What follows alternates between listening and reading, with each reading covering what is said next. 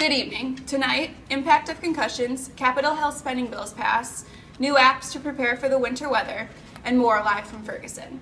With the intensity level of high school sports raising, parents and coaches are witnessing more concussions. Now, Molly will fill us in on how and why these head injuries are so dangerous. Unfortunately, many student athletes have experienced a concussion. Concussions are a brain injury that is caused by a bump, blow, or jolt to the head. It can range from mild to severe.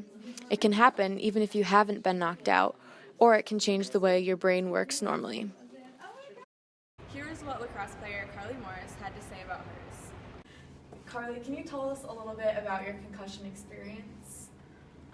Okay, well, I got my concussion in lacrosse. I was girls lacrosse goalie, and I got a shot directly to my helmet. I was out for 3.5 months with a concussion. I missed my whole fourth quarter of school and had to make up my finals over the summer.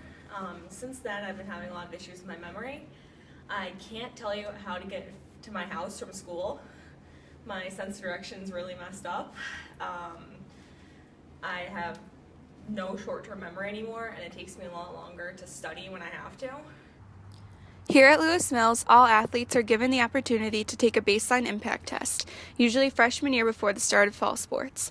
Impact testing is a software tool used to evaluate recovery after concussions. The initial post-concussion test will be administered at the soonest possible time when the athlete is symptom-free. Can you tell me about your brother's concussion experience?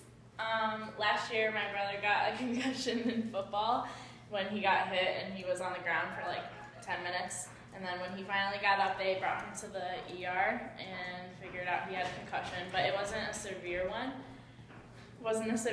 He just had a headache for like a week, and he couldn't go to school for like a week and had to keep going back to the doctor, and then they allowed him to play sports again, and he's fine now. So no throwing up or anything like that. He just had a headache for a while.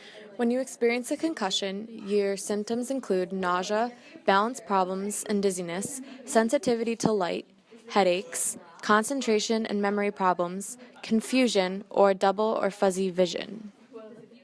Once a student's been diagnosed with a concussion, after seeing their physician, they will check in twice a day here with us. They come in first thing in the morning and we form a baseline of their symptoms. Then if they have symptoms that increase during the day due to increased activity of the brain, they're instructed to come back into the nurse's office, lay down and rest. If not, their symptoms are not alleviated, then they will go home and go on brain rest, basically. At the end of the day, 2 o'clock, they'll check back in again. Once all their symptoms are gone, they go back to their doctor. Thank you, Molly. And now I'll hand it over to John for tonight's forecast.